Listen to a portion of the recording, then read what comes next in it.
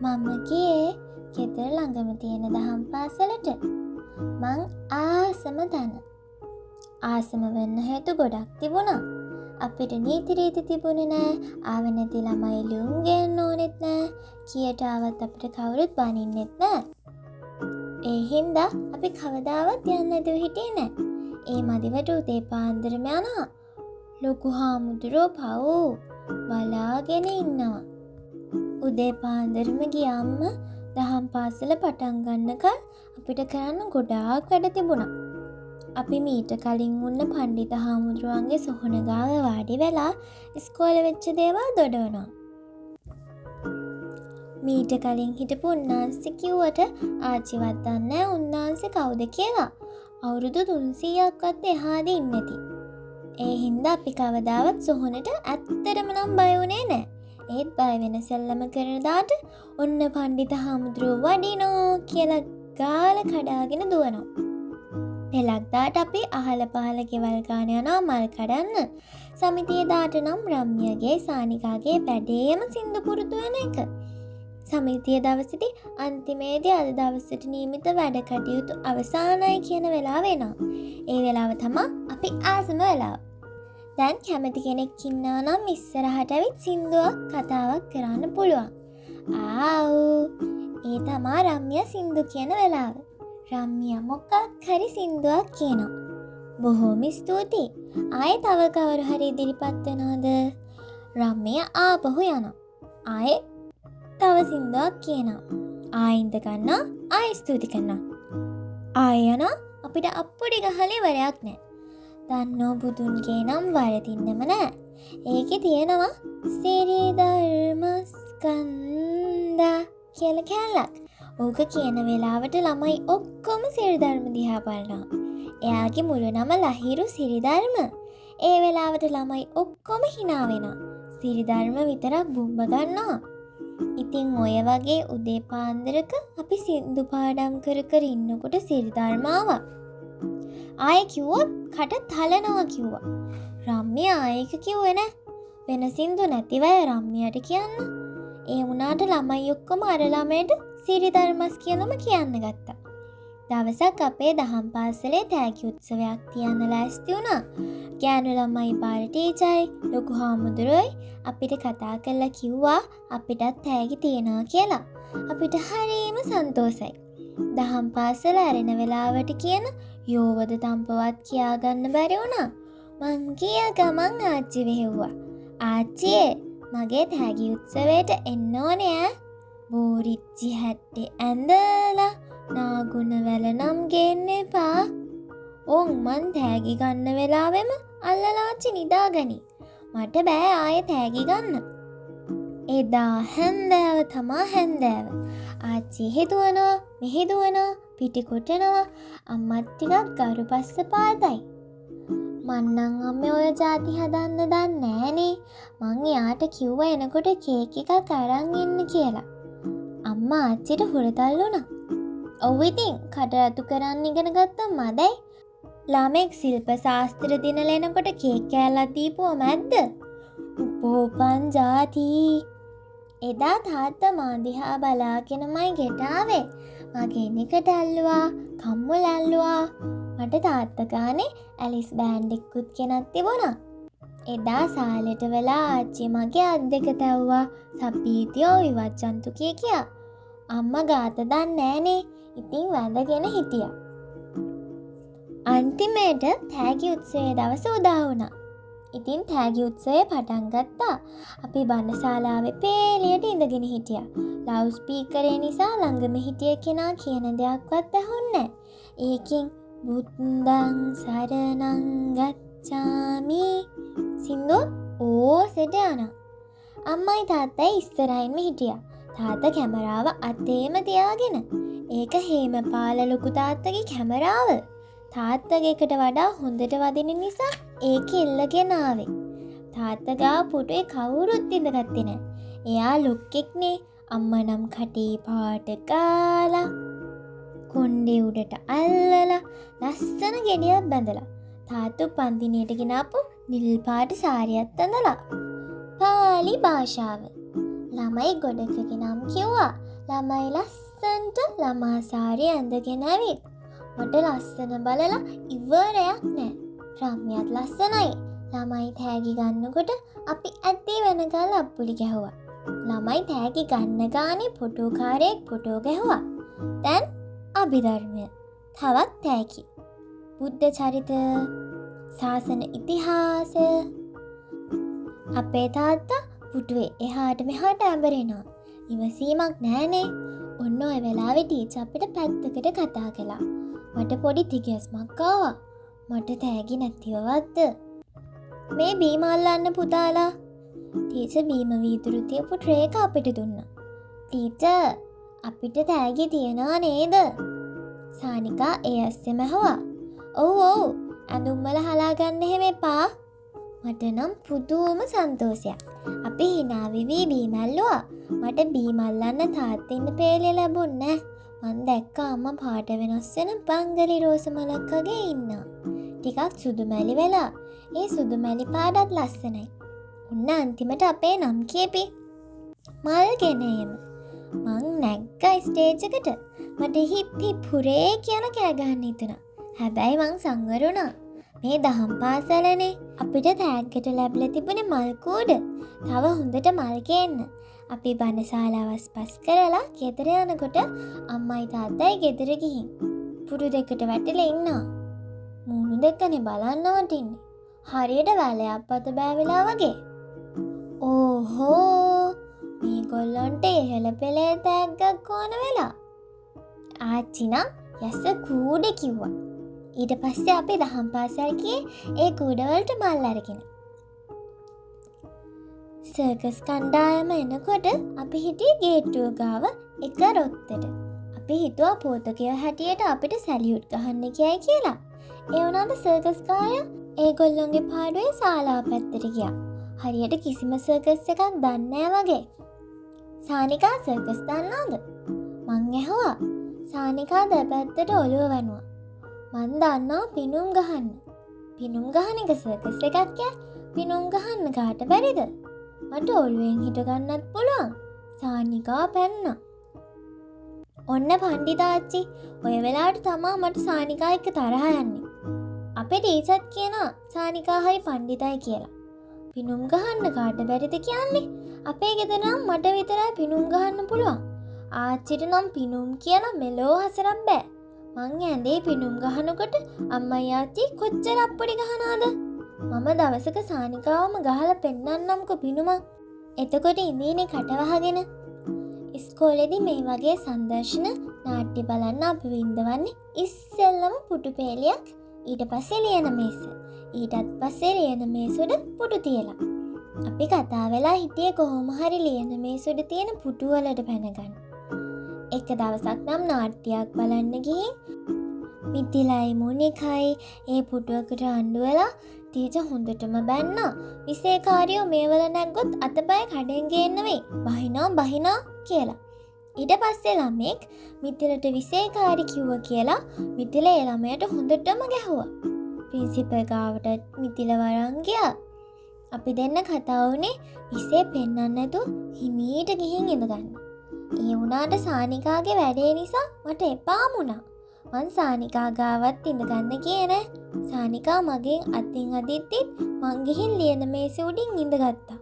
පණ්ඩිත සානිකා circus තිරේ ඇරුණා. අපි අප්පුඩි ගැහුවා කන් පුපුරන්න. සර්කස් කාරයෝ ඉස්සෙල්ලම කිව්වා මේවා ගෙදර ගිහින් කරලා බලන්න එහෙම එපා. මේවා අපි වැඩිහිටියෝ එක්ක ගොඩාක් පුහුණු වෙලා කරන්න කියලා. අම්මෝ සර්කස් කණ්ඩායම කරපු දේවල් මට නම් කෑ ගැස්සුණා ගොඩක් සැරේ. අපි කොහෙද ඒව පුරුදු වෙන්නේ වැඩිහිටියෝ එක්ක? අපේ අම්මා ජනේලෙට නැග්ගත් කෑ ගහනවා. සර්කස් කණ්ඩායමේ වැඩිහිටියෝ කොච්චර හොඳද? එක වතාවක ගෑනු ළමෙක් පිරිමි ළමයාගේ ඔළුව උඩ හිටගත්තා. මදිවට අත් දෙකේම කැරකෙන රබන්. අපේ පන්තියේ හේමමාලා දිව යටින් ඇඟිල්ල තියලා මරු එක්කලෙන් වගේ විසිල් ගහන්න ගත්තා. අපි ඔක්කොම හේමමාලා පැත්තට හැරිලා හේමමාලට අප්පුඩි ගැහුවා. ටීචර් පෙරේදී ගෑවිත් හේමමාලගේ කණෙන් අල්ලනකල් අපි එක දිගට අප්පුඩි ගැහුවා. ඒ ඇස්සෙම මං සානිකා ළඟට පැනගත්තා. සානිකා දන්නවද විසිල් ගහන්න? සානිකා දිවස්සෙන් ඇඟිලි දෙකක් දාලා වේර දාලා පිම්බා. ඒ මොන විසිල් එකක්ද? සර්කස් එකේ තව જાති පෙන්නුවා. ඒ වුණාට කාටවත් ඕනුනේ හේමමාලවගේ විසිල් ගහන්න. ඒ වෙලාවේ මේසේ උඩ තිබුණු පුටුවලින් භයංකාර සද්දයක් ආවා. එහා පන්තියේ ඥානකතා පුටුවකුත් පෙරලා මේසේ යටට වැටිලා. තව මේසයක් අස්සේ හිර වෙලා අපි ඔක්කොම නැගිට්ටා. ඥානකතා වැටිලම හිටියා. අපි පුරුද්දටම දන්නා ඔය වගේ වෙලාවට අපිම නැගිට්ටොත් ටීචර් දෙනවා හොඳ පාරක්. මැරිලා වගේ හිටියොත් ටිකක් හරි ගැලවීමක්. ඥානකතාව හිඳගන්න තව ළමයි පෙළි දෙකක් විතර නැගිට්ටවගෙන ටීචර් ආවා. ප්‍රින්සිපල් මැඩම්නුත් ආවා. මැඩම්ගේ මූණ නම් අන්තිමයි. හරියට බිම වැටුණ එයා වගේ. කොච්චර කළත් සර්කස් කණ්ඩායම පිට මිනිස්සුනේ. ඒ මිනිස්සු ඉස්සරහා මූණ ලස්සන තියාගන්න වටිනානේ. මහා මෝසලකමකින් සර්කස් එක ඉවරුණා. මිනිහෙක් එයාගේ දුවට පිහියෙන් යන්න. මං ආච්චිට කිව්වා. අම්මා නැගිට්ටා, ඉඳගත්තා, ආයෙමත් ඉඳගත්තා. ඉස්කෝලේදී මං හිමීට කිව්වා. අම්මා එක ගහ අඬන්න ගත්තා. අයියෝ අයියෝ කියා. අබුද්දස්ස කාලේ එකක් නෙමෙයි පිහිපාරවල් 14ක්. අනේ අම්මේ මට නම් ඉවස ගන්න බෑ. 14 සැරයක් කනිනකල් මොකෙක්වත් හිටියේ නැන්ද ඔය ඉස්කෝලේ. ඔය ළමයා බේරගන්න. අම්මා පපුව අත් දෙකෙන්ම අල්ලගෙන යටිගිරියෙන් කෑ ගැහුවා. ආච්චි මාව ඇදලා අරන් ඉඳගත්තා. හරියට හිටගෙන හිටියොත් මටත් පිය වැදේ වගේ. ආච්චිගේ අත හීන් සැරේට වෙවුලුම් කනවා. ඉතින් මගේ පුතා බය වුණාද? බය වෙන්න නැද්ද ආච්චී? මං ඇස් වහගෙනමයි හිටියේ. අර ඥානකතා මේ සුජාතා මේසෙන් පෙරෙල්ලා වැටුණු සද්දෙට තමා අපි ඇස් අරලා බැලුවේ. එහෙමත් වුණාද? සමන්දේ හාමුදුරුවනේ විපත්ති කාලෝ. ඊට පස්සේ ළමයි කලබල වුණානේ. ඉතින් ඒගොල්ලෝ ඇඳුම් මාරු කරගෙන ගියා. ඒ දුව කම්මුල් රතු කරලා හිටියේ. එයාට අත් දෙකෙන්ම රබන් කරකන්නත් පුළුවන්.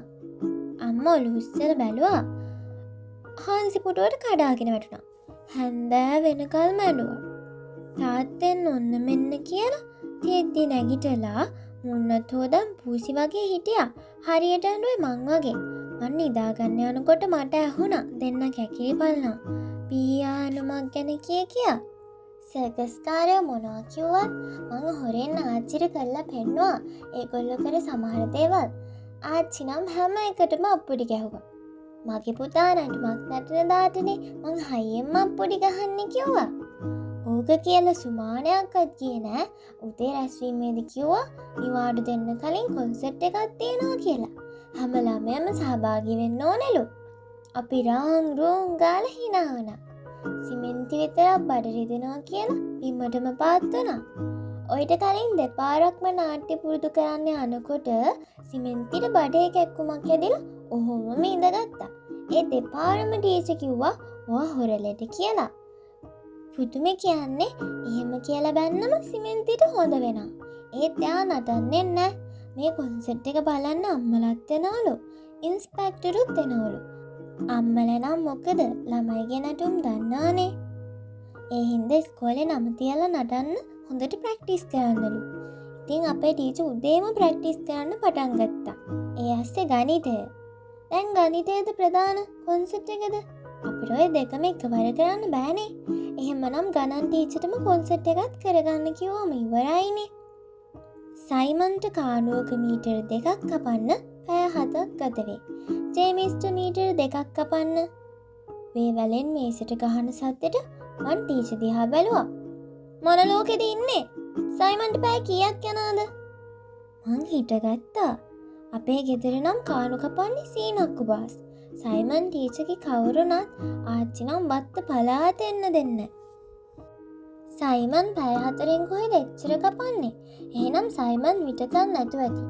සීනක්කු බාස් නම් කානුව කපන්න කලින්ම පිටක් කාලා තමයි ලෑස්ති වෙන්නේ. අම්මෝයේ කානු කපනස්සේ කොච්චරවත් ගිහින් මල් පෝච්චි වලට ගොම්බෙටි අද්ද ගන්නවා, ඉනි කප්ප ගන්නවා. අම්මා වැඩිය කතා බහට යන්නේ. ඒකට ආච්චි දවසක් ආච්චි සීනක්කුට ලං වෙලා කමලගේ කෙල්ලට බබා හම්බුනාද සීනක්කු කියලා ඇහුවා. සීනක්කු දැල්ල පැත්තකින් තියලා කානු ගැට්ටි ඉඳගත්තා. දෙන්න කතා කර කර හිටියේ කතා කරලා මහන්සි වුණාම කානු කපන්න පුළුවන් කියලා වගේ. ඉතින් එතනම බෑ කීයක් යනවාද? සීනක්කුට නම් දවස් 3ක්වත් යනවා කානුවක් කපන්න. ටීචර් කිසි ඉවසිල්ලක් නැතුව එහෙට මෙහෙට වැනෙන්න ගත්තා. ඉතින් ටීචර්මනේ ඕනෙත් දේවල් හොයන්නේ. අපිට මොකද සයිමන් මොනවා කරාම? ඕකෙන් මේකෙන් සයිමනුයි ටීචර් හින්දා අපි 11 දෙනෙක් ගුටි කෑවා. අපිට ගැහුවට නම් කමන්නේ. ටීචර් කානු කපා ගන්න වැඩේ හරියට කරගන්න ඕන. නැත්තම් හෙටත් ඕකමයි. ටීචර්ට රූල වරල ඇති වුණාම යන්දම් බෙල් එක ගැහුවා. ඔන්න ඊට පස්සේ නැටුම් කාමරේට කතා කරා කොන්සර්ට් පුරුදු වෙන්න. මමයි රම්මියයි තමා ඉස්සෙල්ලම ගියේ. සානිකා කොහෙද? පොත වනනවා, පැන්සල හොයනවා, බෑග් එක අරිනවා, යුද්ධයට යනවා වගේ. අපිට නම් මෙහෙම පිස්සු නෑ. අපි දෙන්න නැටුම් කාමරය ඇතුලේ දුවල ගිහින් ටීචර් ගාවින්ම හිටගත්තා. ටීචර් අපව කණ්ඩායම් බෙදුවා. මගෙන් ඇහුවා මං ඉන්න කැමති ගමලාලටද ගමහාමිනේටද කියලා. රාජකුමාරිට මං හයියෙන් කෑ ගහලා කිව්වා. මේ කතාවේ රාජකුමාරිල නෑ. ගමහාමිනේට ඉන්න. එහෙනම් නරියට මං අත්තම්මට මං හොරාට. පන්තියේ කොලහලයක් වගේ. ටීචර් අන්තිමේට ඔක්කොම පැත්තක දාලා වාඩි වුණා. හොරාට ඉන්න නම් මාත් කැමති. ඈක් වහගෙන පීයකුත් අරන් යන හොරෙක්. ඔන්න දැන් ආයෙමත් අලුතෙන් බෙදුවා. අපි කරන්න යන්නේ හිම කුමාරිගේ නාට්‍ය. ඔයා හිම කුමාරි, ඔයා නපුරු කුඩම්ම. ඔයා රජ්ජුරුවෝ. ටීචර් බෙදන්න ගත්තා. ඔය වෙලාවේ රම්මිය කෑ ගහලා අනන්න ගත්තා. අපි ඔක්කොම ටීචර්ත් පෙරලා රම්මිය ගාවට දිව්වා. මට බෑ නපුරු කුඩම්ම වෙන්න. අන්තිමේට මිතිලා නපුරු කුඩම් වුණා. මිතිලා කොහොමත් නපුරුයිනේ. හැබැයි එදා විතර අපිට එහෙම පුරුදු වෙන්න ලැබුණේ. සඳුදා දවල් වෙනකොට ඥානකතාගේ මෙමේ ඒ කියන්නේ සුජාතගේ අම්මා ඉස්කෝලේට ආවා. ඊළඟට මිත්තිලගේ අම්මා, ඊළඟට ශරෝණගේ අම්මා, සාක්කියගේ අම්මා, අරුණිගේ, සඳමාලිගේ හැමෝගෙම ළමයි හිම කුමාරට ගන්න බෑනේ. එතකොට අනිත් චරිත කරන්නේ කවුද? ටීචර් අම්මලා එක්ක එකම යුද්ධයක්. හිම කුමාරගේ අම්මලා පිරීලා අන්තිමේට ඒ නාට්‍ය වෙනස් කරා. ඔක්කොම ළමයි හිම කුමාරියෝ. හිම කුමාරී නැටුම කියලා අපිට නැටුම පුරුදු කරා. අපිට තිබුණේ ලස්සනට පිඹුණු ගවුමක් ඇඳලා අතට කණ්ණාඩියක් අරන් ඒකෙන් මුණ වල බලා නටන්න. අපි ඔක්කොම හිම කුමාරිය වුණා. මං ආච්චිට කිව්වා ඒක නාට්‍යයක් නෙමෙයිද මගේ පුතේ? නෑ ආච්චි, ඔක්කොගේම අම්මලා ආවා. ශරෝණගේ අම්මා තමා වැඩියෙන් යනුවේ. පල්ලියේ නාට්‍යයේ සින්ඩරෙල්ලාත් එයාලු. ආච්චි දන්නවා නේද සමාදරේ? අම්මෝ, සමාදරීගේ අම්මා සමාදරීව අස් කරගෙන යන්න හැදුවේ. දැන් අපි ඔක්කොම හිම කුමාරි වගේ ඇඳගෙන නටුමක් නටන්නේ. දෙයියන්ට දැනිච්චාවේ නපුරු කුඩම්ම කියලා නටුමකුත් නටවන්න තියෙන්නේ. අම්මා hina වෙන්න ගත්තා. ටීචර් කිව්වා අපේ ගම හාමිනේ නාට්‍යත් එපා කියලා. අන්තිමේට හාමිනේ නටුමකුත් හදන්න බෑ කියලා. මට මැවිලා පෙනුණා ආච්චි කියන නපුරු කුඩම්ම නැටුම. මැජික් කෝට්ටයි විසප්පගෙඩිය අතේ තියන් නටන කුඩම්මලා. අඬා අඬා නටන නපුරු කුඩම්මකුත් ඉන්නවා. රම්මියා මිතිල කුඩම්ම එකපාරටම පැනලා මැජික් කෝට්ටුවෙන් අනික් කුඩම්මලට ගහන්න ගන්නවා. මම ඉන්නේ අම්මා ගාව වාඩි වෙලා. අම්මා මගේ මූණ සාරි පොටෙන් අහගන්නවා. කොන්සර්ට් ලං වෙනකොට හිම කුමාරලා හිටියේ 4 දෙනයි. අනික් අයට පිම්බුණු ඇඳුම් අහන්න බැරිලු. හිම කුමාරලා 4 දෙනෙක් විතරක් නටනකොට මොකද්ද ඒ නටුම? අපිට මහ පුඹපු ගවුම් අවුරුද්දට ගන්න කිව්වා. අපි හිම කුමාරී නටුම නටුවේ අම්මලගේ සාරියෝ තාන්. එතකොට ඔක්කොටම නටුමට එන්න පුළුවන්නේ. අපිට කොන්සර්ට් එක දවසේ අම්මලගේ සාරිය ගේන්න කිව්වා. සාරිය ඉන වටේ අරන් ගැටයක් දාලා ඔතනවා. කෙලවරවල් දෙක ඇඟිලි දෙකෙන් ගැට ගන්නවා. ටීචර් නම් ආවේ නෑ අඳවන්න. ටීචර් පැත්තකට වෙලා නිකන් හිටියා. මූණත් සවුත්තු කරන්. අපිම තමා ඇඳගත්තේ. මට නම් පෙනුනේ අපි නිකන් ටොපි ඔතලා වගේ. ඒ වුණාට අපි ඇතිතරම් නටුවා. අපේ නටුමට පස්සේ අල්ලපු පන්තියේ නටුම. අම්මෝ ඒගොල්ලොන්ගේ ආඩම්බරේ. ඒක එක ළමයෙක් හිටියා සරස්වතී දේවි කියලා. කොහෙද මොකවත් නටුවේ නෑ. ඉඳගෙන හිටියා මුළු වෙලාවෙම. අපේ ටීචර් එහෙමනම් හොඳ වයින් පාරක් දීලා කැඳ බේලද නින්ද ගිහින්ද කියලා හයි. ඒ නාට්‍යයේම තව ළමයෙක් හිටියා ඔසරි රෙද්දක් ඇඳලා. එයා ලංකාරාණී කිය අත්තම්මෙක් වගේ කුද ගැහිලා එන්න ඕනේ. ඕව පුරුදු කරනකොට අපි බලාගෙන ඉන්න නිසා හොඳට දන්නවා. ඒ ළමයට අපි දැන් කියන්නේ ලංකාරාණී කියලා. ලංකාරාණීට කොන්ද කුදු කරගෙන ඉන්න හැම වෙලාවෙම අමතක වෙනවා. ඒගොල්ලොන්ගේ ටීචර්ගෙන් ගුටිත් කනවා. ටීචර් මහායියෙන් කුදේ තව කියලා කෑ ගහනවා. හරි අමාරුවෙන් ඕක පුරුදු කරේ. ආයි සානිකයි හිතුවෙම වැරදියන් කියලා. දවසක් සානිකා සමිතියට සින්දුවක් කියන්න ගියා. ලංකාරාණී එයාගේ යාළුවෝ කණ්ඩායමයි තමයි ඉස්සරහින්ම හිටියේ. ඒ කාලේ එයාගේ නම ලංකාරාණී නෙමෙයි. පස්සෙන්නේ ලංකාරාණී වුණේ. සානිකාගේ සින්දුවේ එක තැනක තිබුණා බිම්බා දේවී කියලා. වෙනදට සානිකා එක ලස්සනට කියනවා. එදා සානිකාට හෙම්බිරිසාව කියනකොට ඇහෙන්නෙම පිම්බා දේවි කියලා. මන්නම් හිනාවුනේ නෑ. ඔය ලංකාරාණී තමා අනිත් ළමයිනුත් හිනස්සුවේ. අපි ඉස්කෝලේ ඇරලා එළියට එද්දි ලංකාරාණී පිම්බා කියලා සානිකාට කෑ ගහන්න ගත්තා. දනුත් සමහර වෙලාවට එයා සානිකා යනකොට පිම්බා කියනවා. එක දවසක් කතා වුණා ඒගොල්ලෝ සරඹ කරන්න ගියාම ලංකාරාණීගේ පන්සල් පෙට්ටිය හංගන්න. ආය ජීවිතේටවත් හොයාගන්න බැරි වෙන්නේ. එයා දුකට මරුණත් අපි මලගෙදරවත් පන්සල් පෙට්ටිය ගෙනියන්නේ. ඉතින් ලංකාරාණීට ටීචර් කොච්චර පුරුදු කරලා තිබුණත් වැඩක් උනේ නෑ.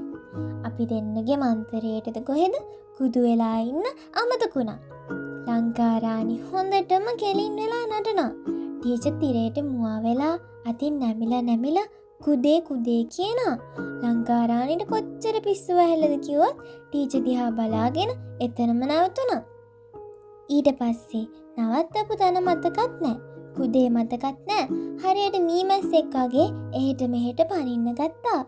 මායි සානිකයි කෑකගා hina වුණා. hina වෙලා මගේ බඩත් රිදෙන්න ගත්තා. අපේ ටීචර් පේලියස්සෙන් ඇවිත් මාවයි සානිකාවයි එළියට දානකල් අපි hina වුණා. එළියට දැම්මට පස්සේ එළියදී එක කළත් පෙන්න hina වුණා. අල්ලපු පන්තියේ ටීචර් තමා අපේ ටීචර් තරහ ගැස්සුවේ. අපේ ටීචර්ට තමන්ගේකම කෑවෙලාවත් නැහැ. එදා ලංකාරාණී පිම්බා කිව්වම අපිත් ගිහින් ටීචර්ට කිව්වා. ටීචර් අල්ලපු පන්තියේ ටීචර් කිව්වෙවත් නැහැ. අපි නිකන් සවුත් වුණා. කොන්සර්ට් එකේ ලස්සනම එක කරේ එකේ පන්තියේ නංගිලා. ඒගොල්ලා මල් ගහපු තොප්පි දාලා හිටියා ලස්සනේ බෑ. අපේ මානෙල් පුංචිගේ මල් කුමාරිලත් ඒ වගේ. ඒ නංගිලා වැඩිය නටුවේ නෑ. කොහොමවත් නටුවේ නෑ. ඩක් ඤාව් කැට් ඤාව් කියලා එකක් කිව්වා. අන්තිමට අපි ඔක්කොටම මේක පාඩම්. අපි නංගිලත් එක්ක ඒක සද්දෙට කිව්වා. ටීචර්ස්ලත් අප්පුඩි ගහන්න ගත්තා. ඩොග් පව්. ලංකාරාණීට හොඳ වැඩේ. මං පොත් මල්ලා අතාරින ගමන් කියද්දිත් මට හිනා. ඒ වෙලාවට අම්මා මුකුත් අහන්නේ ආච්චි අහනගා ලොහේ ඉන්නවා. මට කොච්චර හිනාද කිව්වොත් අම්මගේ ඉවසීමත් ඉවරුණා. මොකද මගේ පුතේ? ආච්චි ඉක්මනට ඇහුවා. ඔව් ඉතින් hina වෙන එකත් මහා වරදක්නේ ලොකු අයට. මං කට අත් දෙකින්ම හිර කරගෙන වහගත්තා. ඒත් hina දෙක තුන පී කියලා එළියට පැන්නා. මං ආච්චිගේ ඇඳට පැන්නා.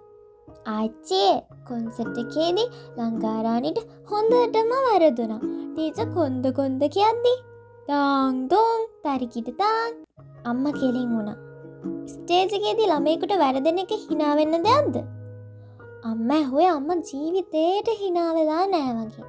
එයා පොඩි කාලේ ඩිග්‍රී ලියන්නටදී රෙද්ද ගැලවිලා පෑන්ටියක් පෙන්නනලු. එයාමයි කියා hina වුණේ. සානිකාට දවසක් වැරදලා එයාත් hina වුණා උඩ පැන. මං කියලා ඇරියා. ඒ ආගේ අම්මා කියලා දීලා නැති වෙති. ඔයාට ආගේ අම්මා කියලා දුන්නනේ. ටීචර්ත් පුරුදු කරන්න වැරදුවොත් ඔක්කොලම hina වෙයි කියලානේ. මොකද මේ ළමයා මෙච්චර එක ටික කියන්නේ? මේ ඉස්කෝලවල උගන්වන්නේ එච්චරද කොහෙද? අම්මෝ ඔය කියන අස්සෙත් මට hina එනවා. ආච්චී ලංකාරාණී අඳගෙන හිටියේ මහා කැත සාරියක්. කම්බල රතු කළත් නෑ. හොඳ වෙලාවට ඉන්ස්පෙක්ටර්ලවත් අම්මලටවත් කිව්වේ නැත්තේ. ආච්චිලට විතරක් කිව්වනම් ආච්චි රවිත් පාන්න යනකල් hina වෙන්න තිබ්බා. ආච්චි දන්නවද? අපි නම් මුලින් ඉඳලම මැදිරුවා වැරදියන් කියලා. ඒගොල්ලොන්ගේ ටීචර්ටත් හොඳ වැඩේ. ඒගොල්ලන්ගේ ටීචර් කියන්නේ අර මැටිල්ටගේ සීයාගේ. අම්මේ දැන් ওই කතාව නාත්තලා මේ ළමයට කෑම් බෙදලා දෙන්නකෝ. නැත්තම් මං දෙන්නද? අම්මලත් ඕන නැති දෙයක් නෑනේ.